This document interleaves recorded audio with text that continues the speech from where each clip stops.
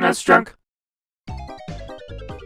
A couple weeks ago, I looked at a movie license title, Cutthroat Island, and I was surprised that it was actually a pretty good playthrough with quality graphics and two-player cooperative gameplay. I was surprised because many movie-based games are really, really bad, like Menace the Menace, made by good old Ocean Software in late 1993 for the Super Nintendo, Game Boy, and the Amiga, and if it's a licensed title made by Ocean, you got some really good odds that the game is gonna suck. Look no further than stuff like Cool World or Addams Family Pugsley's Scavenger Hunt, just to name a couple. But the thing is, Menace the Menace is worse than those games. So much worse. And probably worse than about 98% of the Super Nintendo catalog.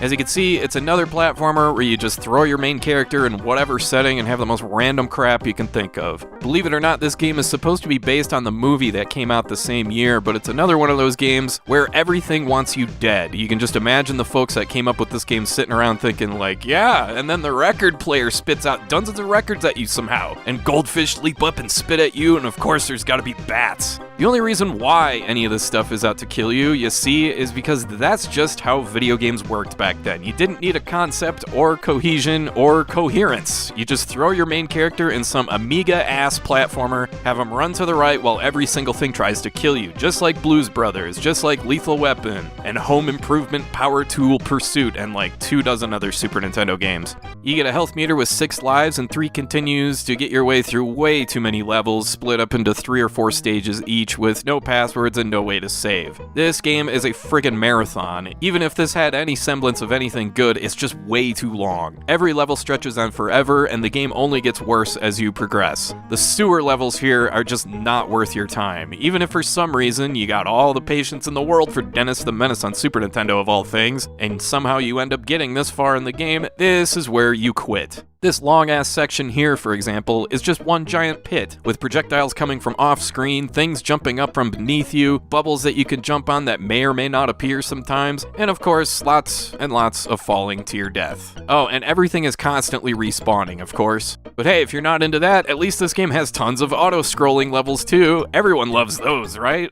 What you're supposed to do in each level is wander around until you find 5 big coins, and you have a time limit of 999 seconds to do that, or about 16.5 minutes, and even if you die, the timer does not reset. Ugh. If you waste the whole time limit looking around and you can't find each coin, it's game over. Ugh. Your weapons are a slingshot, which has an annoyingly short trajectory, a pea shooter, which is just a regular gun, and a squirt gun, which stuns enemies for a couple seconds. Yep, gotta keep up the appearance of a non-violent game despite the fact that you're fighting to the death against a psychotic-looking girl who tries to take your head off. At least the game lets you know what you're in for right away in the first level when, oh my dear god, it's a dude wearing a Walter Matthau mascot head. What the hell is that? Where do you even get one of those? Alright, so we've thoroughly dunked on Menace the Menace. Hooray, good for us, real tough to do that. I think most of us had a pretty good idea that this game sucked, but the whole reason I made this video is to show that someone actually made a patch, available on romhacking.net, that fixes most of the problems in this game. Yeah, for real. There's a link in the description to a patch made by Billy Time Games, and it, makes you not hate yourself for playing it, so that's a start. The time limit resets when you die, your weapons are actually useful and can one-shot enemies, coins carry over between levels and between lives, and you only need to collect 3 big coins instead of 5 to complete each stage. You know, I'd bet my house that the only reason this patch exists is because this poor dude was stuck with this crappy game as a kid, so he vowed to fix it once he had the chance. Well, congratulations, Billy Time Games, your angst paid off. You made Menace the Menace on Super Nintendo suck slightly less. So yeah, I can't help but feel that the Menace the Menace movie was one of those projects that probably only got greenlit because of the success of Home Alone. That movie spawned 2 bad games on Super Nintendo, so I guess we should feel lucky that Menace the Menace only birthed 1. And listen, shout out to Billy Time Games for the improvement patch. It's one of the most noble, thankless projects I can ever remember seeing put together, but I'm sorry man, Menace the Menace still sucks.